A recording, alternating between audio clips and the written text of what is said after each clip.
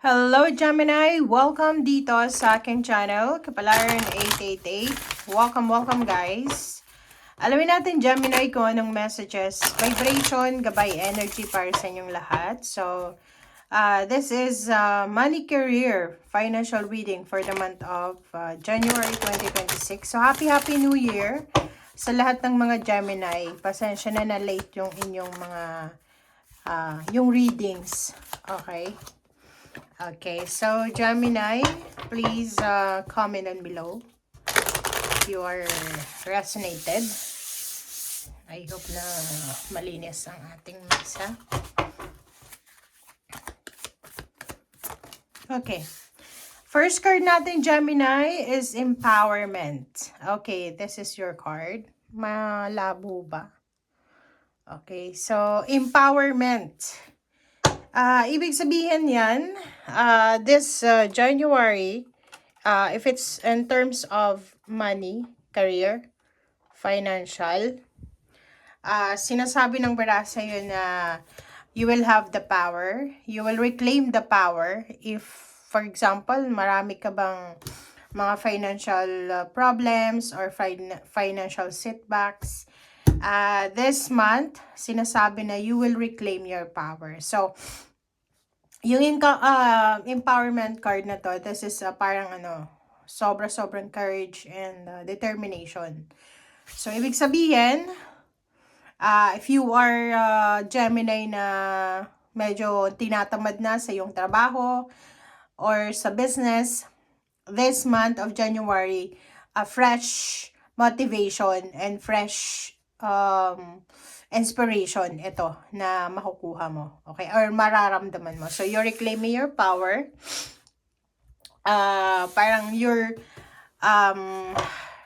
anong tawag dyan, babalik ka doon sa dati mong motivation, okay. Okay, next card is Prosperity. Wow, congratulations. Congratulations doon sa mga Gemini kasi yun, in terms of financial, you will receive congratulatory messages. You will receive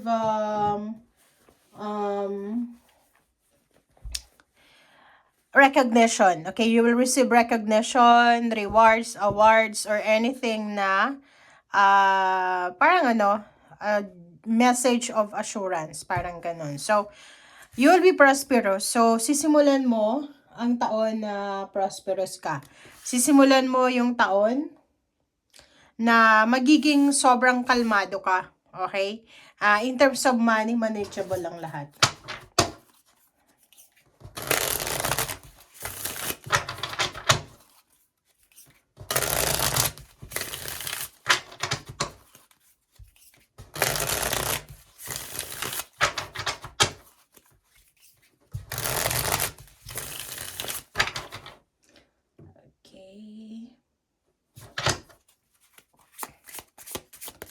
Gemini. Okay, first two card from the second deck.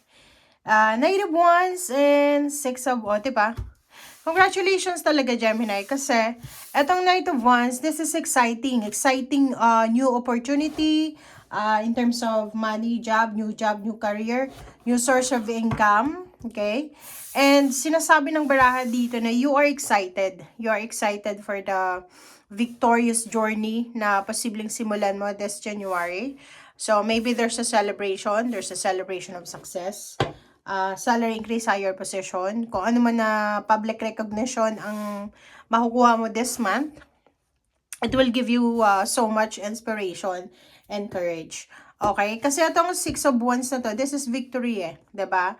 Yung parang kung ano man to na hinihintay mo na victory, deserve mo yan. Okay? And kung ano man yan na sisimulan mo this month, it will give you so much success and victory.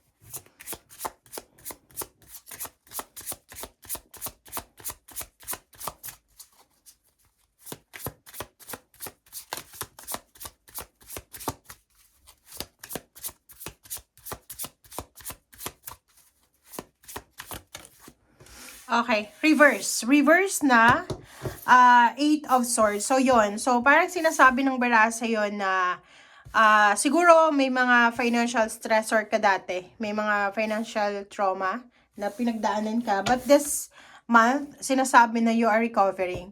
Halimbawa, naloko ka last year, na-scam ka, nawalan ka ng trabaho, na-demote ka, or maybe yung iba sa inyo dyan, dating OFW, tapos nag-stay sa Philippines na for good. And this one, sinasabi ng bara sa'yo na you are recovering from kung ano man itong nawala sa'yo, and you're starting over, starting new this month, okay? And yung reverse na Eight of Swords, sinasabi ng bara sa'yo dito na ano man ang naging rason sa nakalipas, it's either last year, few years ago, few months ago, na naging source of emotional pain and heartaches, it will double the blessing. Parang ganon, yung kung ano yung naging rason kung bakit ka naging malungkot, siya din yung magiging rason kung bakit ka magiging masaya this month. Okay, so parang ito yung month na to, ang simula ng recovery kung anong nawala, so especially kung pera yan. Or pwedeng mga limelight, diba? Yung spotlight. Siguro nawala ka sa spotlight, kanyan. Lalo yung nag-OFW tapos hindi na nakabalik ng ibang bansa. This year, you will have the energy, the power to start over. Okay, so next is Eight of Pentacles, so Seven of Swords. So yun, mag-iingat lang tayo. Okay, you need to be careful this month, especially starting this month. You need to be careful kasi may mga tao sa paligid mo, is either your workmates or mga relatives and friends or kung sino man sila na may lihim na inggit sa'yo, because yung mga taong yan ay possible na yon magkaroon ng evil eye or kano pa man. So, you need to parang put boundaries, okay? So, in terms of money, huwag masyadong magtitiwala sa mga business offers, sa mga tao na gustong umutang kasi pwedeng hindi sila magbayad sa'yo, okay? Death card and Six of Cups. So, nakikita ko sa'yo dito na marami kang mga marami kang nirereminis, di ba? Marami kang mga inaalala ng past pains, financial pains, and heartaches or anything. But, this month of January, marirealize mo na useless na pala yun. Hindi ka na pala kailangan na mag-isip ng past or kano pa man. Kasi, kailangan mong mag-focus sa current na journey mo, especially sa journey towards the success, 'di ba? And itong Death card, sinasabi na maraming mga financial problems ka, financial scarcity na posibleng matapos na. So, hindi ka na dapat parang maging stagnant, maging stuck sa kung ano man na financial na problema mo. 'Di ba? So, sinasabi ng bara sa'yo na maraming rason ngayong buwan na to, especially this month or next months, para mag-celebrate ka. So, you will have the power, the energy, the vibration na maging masaya. So, maraming rason ka para mag-celebrate. Okay? And the devil is here. There's a Capricorn energy.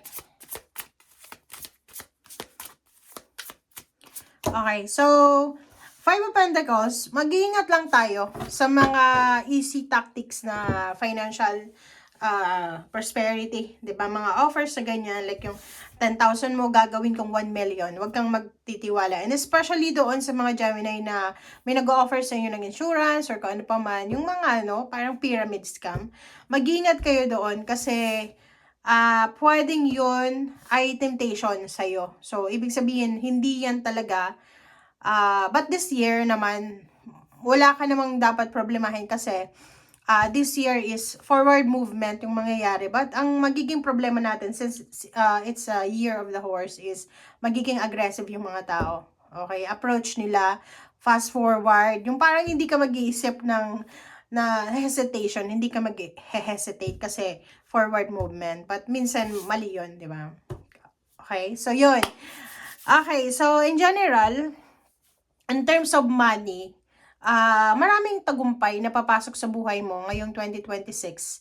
And depende yun sa'yo kung paano mo siya i-handle. Okay? So, you have, parang ikaw yung may hawak ng manibela kung paano mo yan i-handle. Okay? Thank you guys. Bye!